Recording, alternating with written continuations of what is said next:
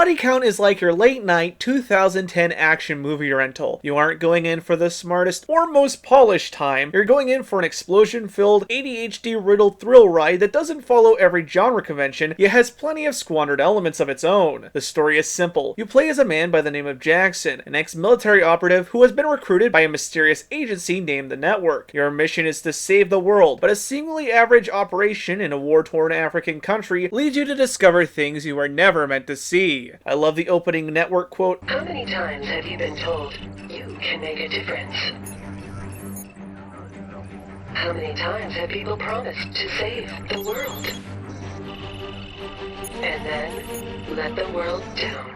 and the initial reveal to things not being what they seemed. But after that, especially after the introduction of the main villain, the game loses a lot of steam, and the story loses its focus. This is the sort of game where the devs had a great idea, but decided to riddle it with so many questions and barely any answers. It even disappointingly ends on a sequel bait cliffhanger at the very end. The end product, story-wise, just feels unpolished and unfinished. Sadly, the characters aren't much better. Jackson was simply a player self-insert, your AI help just gave updates, and your handler of sorts from the Network was nice, but she lacked any other personality outside of being the helpful voice inside your head. The main villainous forces were all entirely style and absolutely no substance. The bland and uninspired femme fatale cyber assassin was just an absolute bore of a baddie, and it's a real shame because this sort of game could have lended itself quite well to having memorable and interesting bosses like that of Titanfall 2. The idea behind the gameplay is more that of a first-person run-and-gun game. I adore this concept, but sadly, in execution, the game unfortunately forces itself back into the generic status it wanted to avoid, due to spongy enemies that do too much damage and the reliance on unconventional cover shooting. Instead of giving you an actual iron sight, you instead get the ability to lean freely, a gameplay mechanic that the new Wolfenstein games were clearly inspired by. Here you are locked into place when aiming. This won't be so bad, but the game has destruction mechanics where basically anything that isn't too thick can be torn apart. Seeing buildings be completely shredded by firefights or burst into shrapnel thanks to a well-placed grenade was pretty fun. It wasn't Battlefield levels of destruction, but it's still not something that most linear FPS games have, so it was neat to see here. The destructible environments worked for and against you. You can tear away enemies' defenses, but the same can happen to you just as easily. This becomes an issue due to how hard the enemies hit and the fact that the game barely lets you know when you are or aren't dying. Not to mention, cover barely works when it's supposed to, even when it is still in one piece. If the enemies were easier to kill, save for a few of the special endgame enemies or mini-bosses, the game would feel a lot more fluid and fun, as it's really annoying to see a whole house get blown apart by your guns, but see enemies just get winded by a heavy shotgun blast. Thankfully, ammo is never an issue, as despite the game limiting you to only 2 of the weapons you choose at the start of the level, as long as you're killing enemies, ammo pickups will be showered upon you, granting you with practically unlimited ammo. Speaking of weapons, there is only a handful of guns you get to unlock over the course of the game. Outside of the late game sci-fi weapons, they are all what you would come to expect. Shotguns, machine guns, pistols, and SMGs. Nothing more, and there is usually only 2 of each type of gun. Your melee attack is also basically useless, save for occasionally breaking glass in your way so you don't waste ammo. You don't pick up any weapons from fallen enemies, instead choosing from what you have unlocked, and you'll have to use said weapons for the next couple of levels till you find a supply station. You also get useless mines the game never tells you about, and grenades. To mix the gameplay up, you get some very basic powers, like health boosts, airstrikes, a brain scrambler, and heavy weapons ammunition. You'll only ever really use the health boost, as they all share the same usage bar, which runs out really quickly. I only really use the scrambler and the airstrike for the game's 2 boss battles. Level-wise, you visit 3 different locations, each with copy and pasted level assets scattered around. You will go to Africa, China, and the same few enemy bases. Sometimes I swear they just reuse the same level, unfortunately. The 2 things really holding this game back, outside the enemy health and damage, are the controls and the frame rate. This is one of those games that for some reason is a console exclusive, and while you would think this game would be cheap, it usually goes for $50 or so on the 360 and 10 or more on the PS3. The controls are way too twitchy, yet also unresponsive half the time, and 9 out of 10 times there would be a 2 or so second delay when trying to reload your weapon. The PS3 DualShock controller is also just really darn cramped, so aiming in an FPS game at all is just really hard, especially when your hands are as big as mine. Now, let's talk about the single worst aspect of the game, the frame rate and performance. I have no clue how this runs on the 360, but here, there were moments when the game would have freeze-like stutters, or it would look look like a slideshow. There was near constant screen tearing, and mix all of that with a 720p visuals, and I can easily see people avoiding this due to that alone. Visually, outside the resolution blur, the game has a mix of generic FPS browns and grays with a generic sleek sci-fi look, but I get what they were going for. Doesn't always work, but it was cool to see it first. Also, I just have to say the HUD is really confusing and hard to follow. You will finally understand what it all means after playing the game for a bit, but it never explains what half the stuff on screen actually means. A lot of it is just your normal FPS stuff, but the ammo counter especially is just kind of hard to read. It's not the worst game I've ever looked at, but it has aged a lot more than other games on the same console, and it looks and runs about as well as a late PS2 game. All the guns look neat, and the cybernetic bad guys looked awesome, but the generic soldiers, constantly reused environments, and repetitive level design really dragged down the graphical flow. Sound-wise, everything outside the main villain's voice and some of the enemy chatter, So close,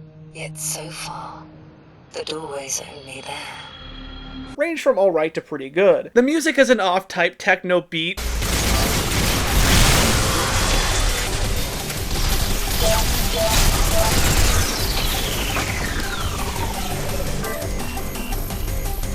your intel assistant's voice was fitting, the guns all sounded more powerful than they usually feel, and everything had a good punch audio-wise. Welcome to Network Support Point 378. Welcome to Tsanga City, the perfect tourist spot if you're into frag injuries and landmines. This is one of the most dynamic cities in Africa. Now it's deserted, bullet-ridden, and stuck in the middle of a civil war.